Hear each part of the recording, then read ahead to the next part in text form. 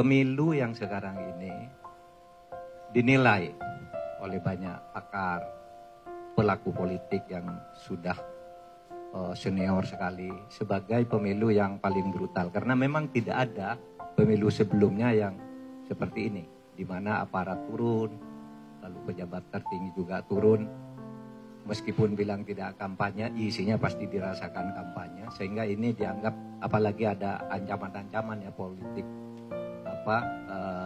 gentong babi, politik kerah putih dan sebagainya dipakai semua. Sehingga ini dianggap pemilu paling brutal. Oleh sebab itu, kita ingin mewariskan kepada generasi yang akan datang, jangan terjadi perusakan terhadap demokrasi dan hukum. Karena kalau demokrasi dan hukum dirusak, nanti akan terjadi lagi yang akan datang itu, kalau mau pemilu, Anda dekat dengan kekuasaan, Anda punya duit. Hanya itu, lalu orang yang biasa-biasa, yang hebat-hebat tidak bisa tampil. Sebetulnya dulu itu yang mau betul-betul membela Pak Mahfud itu ada Pak Jokowi. Ya. Jadi tolong ingat Pak, jangan juga istilahnya, ini Bapak setelah keluar, lalu kemudian ngomongnya nggak pakai rem. Iya kan? Gitu loh. Kenapa? Ya, Bapak walaupun sudah di luar pemerintahan, jangan lupa 2019 itu loh Pak. Ya, kalau tidak ditorpedo oleh para ketua partai politik itu, harusnya cawapres pada hari ini adalah Bapak, bukan Pak Maruf Amin. Gitu. Jadi pada tahun 2019 Mahfud ini cawapres yang tertukar. Gitu. Nah, jadi yang membuat itu tidak batal adalah bukan Pak Jokowi. Nah, setelah akhirnya cawapres yang tertukar ganti dengan Maruf Amin, yang menjaga kehormatan dan tetap menghormati Pak Mahfud dan memberikan kehormatan itu adalah Pak Jokowi lagi juga, dengan menjadikan Menko Polhukam. Betul. Pak Mahfud itu jadi Menko Polhukam. Saya mau katakan, karena Pak Jokowi itu betul-betul menjaga marwahnya Pak Mahfud.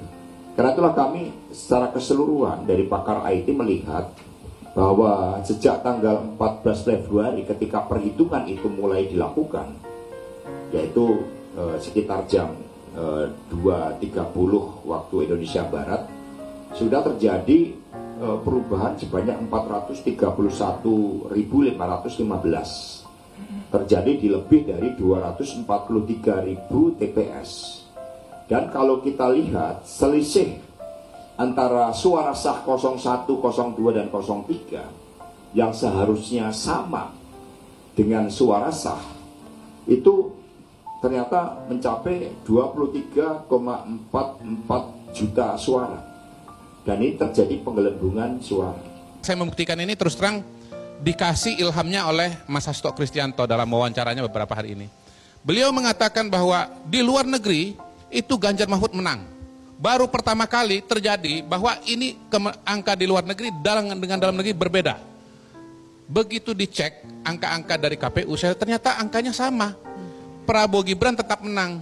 Dan yang lebih menarik adalah perolehan Prabowo Gibran di luar negeri itu 63,7. Jadi di luar negeri yang tidak ada tekanan TNI Polri, tidak ada tekanan kepala desa, dan tidak ada bansos, justru angkanya lebih tinggi lagi.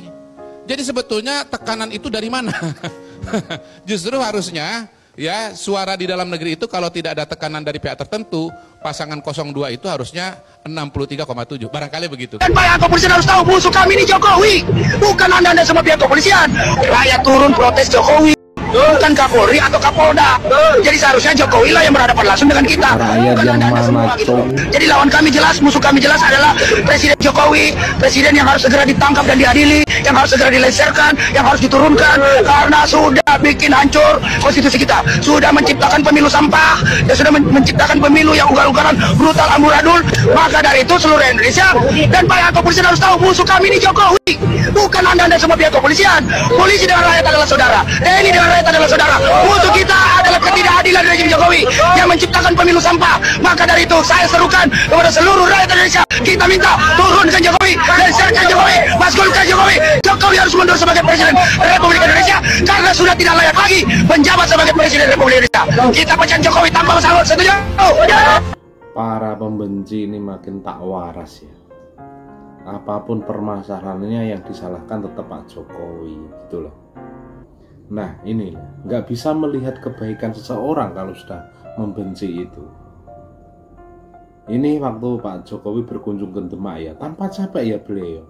Setelah dari Kalimantan, terus di GBK langsung ke Demak melihat para rakyatnya yang sedang terdampak banjir, dan reaksi warga cukup luar biasa ya.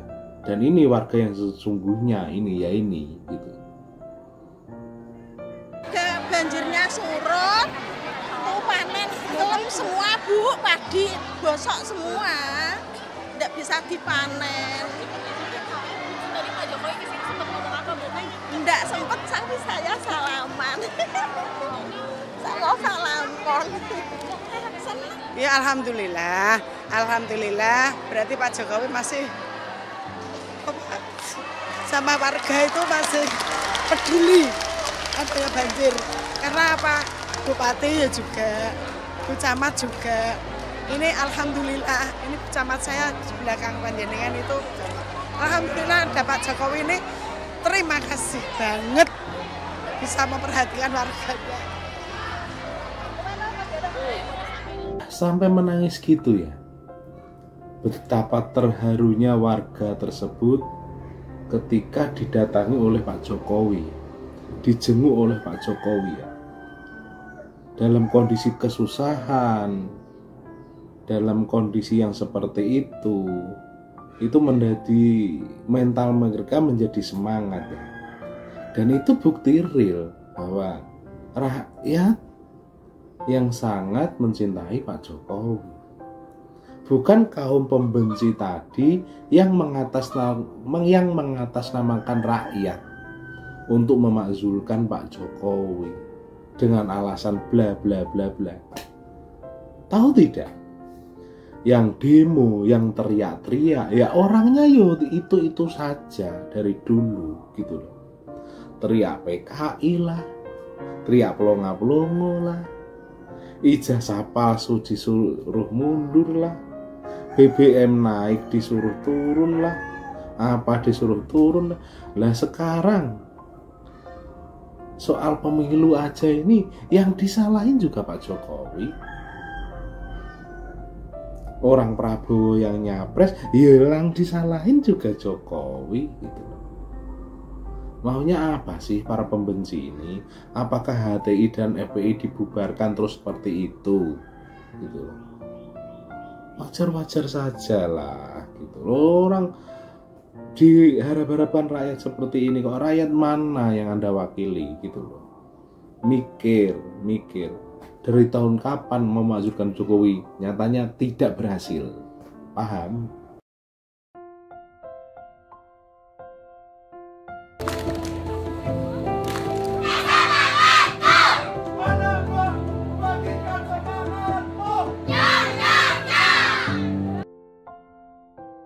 Kegiatan kami itu membantu kalau ada yang trauma atau ada yang terjadi sesuatu seperti itu.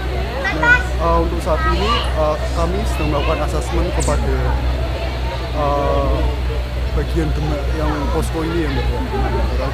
Sejauh ini respon anak-anak gimana Mas? Sejauh ini respon anak-anak cukup antusias karena